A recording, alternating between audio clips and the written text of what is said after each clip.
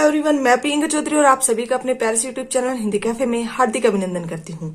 आज की इस वीडियो मॉड्यूल का टॉपिक है यतीन्द्र मिश्र जी का जीवन परिचय, जो कि आपके एग्जाम की दृष्टि से अत्यंत ही महत्वपूर्ण है।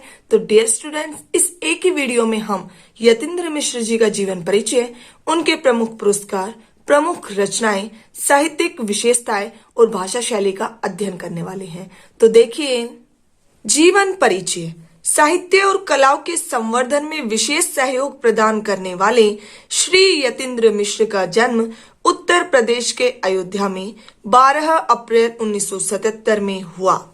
इन्होंने लखनऊ विश्वविद्यालय से हिंदी में परास्नातक अर्थात पोस्ट ग्रेजुएशन की उपाधि स्वर्ण पदक के साथ प्राप्त की। इसके बाद फैजाबाद के राम मनोहर लोहिया विश्वविद्यालय से हिंदी में पीएचडी पूरी की। पढ़ाई के समय से ही ये साहित्य और संस्कृति के प्रति आकर्षित रहे हैं।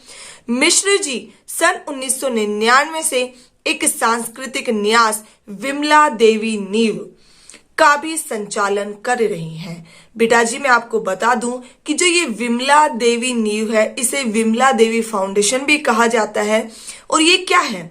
ये एक समाज सेवी संस्था है जिसका उद्देश्य गरीब एवं जरूरतमंद विद्यार्थियों को निःशुल्क शिक्षा प्रदान करना और शिक्षा के क्षेत्र में उनका विकास करना है, जिसमें साहित्य और कलाओं के संवर्धन और अनुशीलन पर विशेष ध्यान दिया जाता है।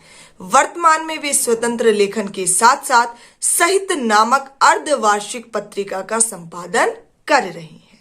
क्लियर? अब देखिए उनके प्रमुख पुरस्कार।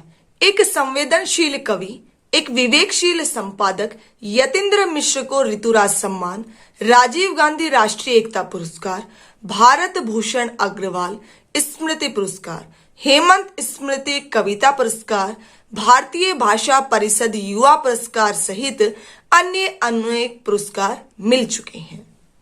अब बात आती है इनकी प्रमुख रचनाओं की। देखिए, कलाओं में गहरी रुचि रखने वाले हिंदी कवि, संपादक और संगीत अध्येता यतीन्द्र मिश्र की प्रमुख रचनाएं निम्नलिखित हैं।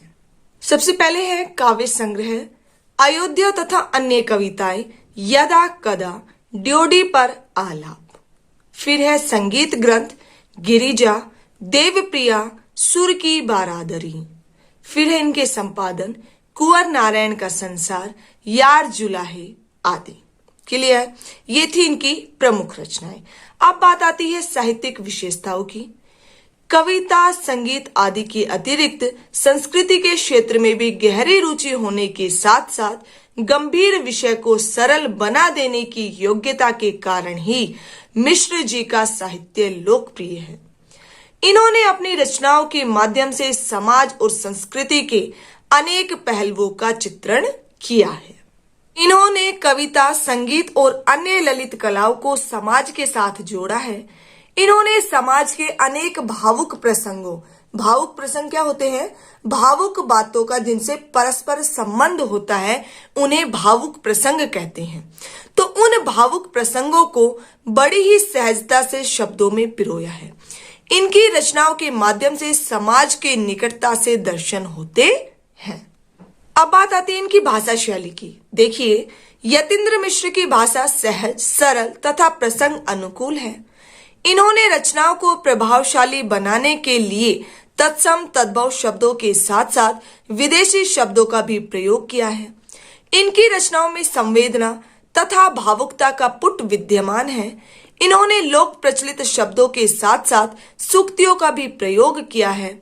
भावात्मक शैली के साथ साथ विवरणात्मक अर्थात जो किसी प्रकार के विवरण से संबंध रखता हो और उसमें सहायक हो, ऐसी शैली का, और विवेचनात्मक अर्थात विवेचन या वितर्क संबंध शैली का प्रयोग इनकी रचनाओं में देखने को मिलता है।